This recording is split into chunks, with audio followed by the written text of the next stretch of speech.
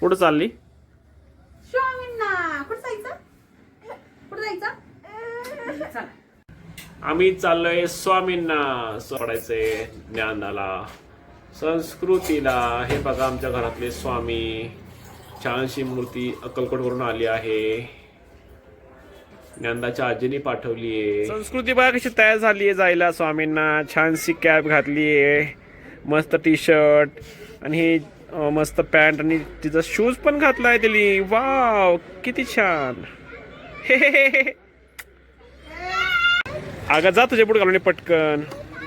ओ आण एक दुसरा बुट आणखी. अगं दुसरा पण आण अंदाजा. ज्ञानदा कुठं चालली तू? कुठं चालली गाई? ए कुठं?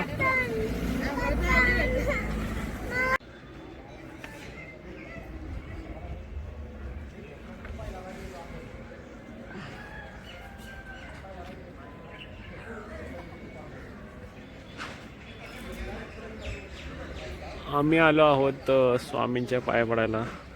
ज्ञानदाला स्वामी चलो. ज्ञानदाला पाया पडायचं होतं स्वामींचं, तर ती आली आहे स्वामींना.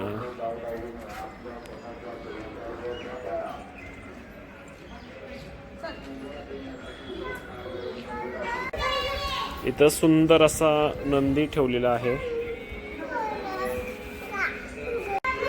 छान कासव पण आहे इथे. श्री स्वामी समर्थ. श्री स्वामी समर्थ. श्री स्वामी समर्थ.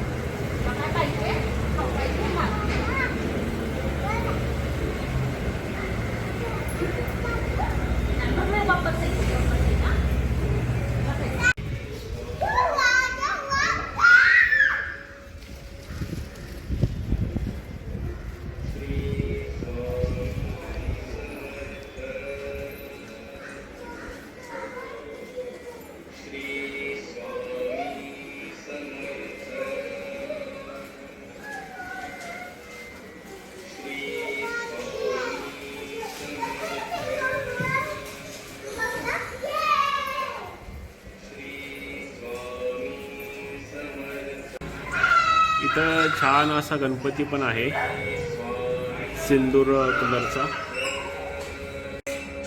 छान अशी पिंड पण आहे.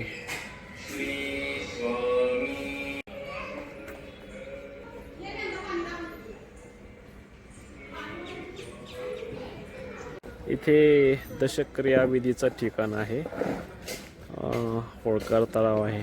हे जुनी इमारत आहे पाणी पुरवठ्याची. जीर्णोद्धाराचं काम चालू आहे. आता तुम्ही पाहू शकता इथं साफसफाई पण चालू आहे. आणि हे आहे होळकर तलाव. अहिल्यादेवी होळकरांनी बांधलेला आहे हा तलाव. खूप सुंदर असं याला तटबंदी आता होती पहिली, आता याला लोकांचं रेलिंग पण लावले सरकारने आपल्या. तर गव्हर्नमेंट खर्च करते. इथून जेवढ्या पण पुरातन गोष्टी आहेत तर जीर्णोद्धार चालू आहे.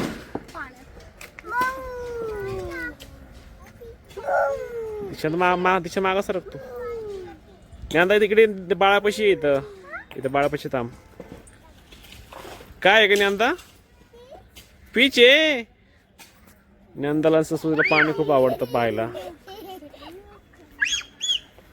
सेफ्टी झाली बघा या रेलिंगमुळे. आधीच हे रेलिंग नव्हतं इथं, आता इथं सेफ्टी झाली या रेलिंगमुळे.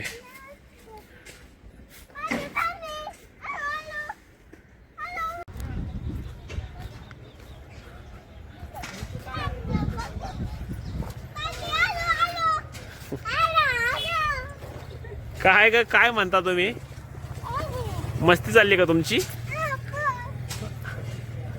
यंदा तुला आवडलं का पाणी? तू स्वामींच्या पाया पडली का नाही?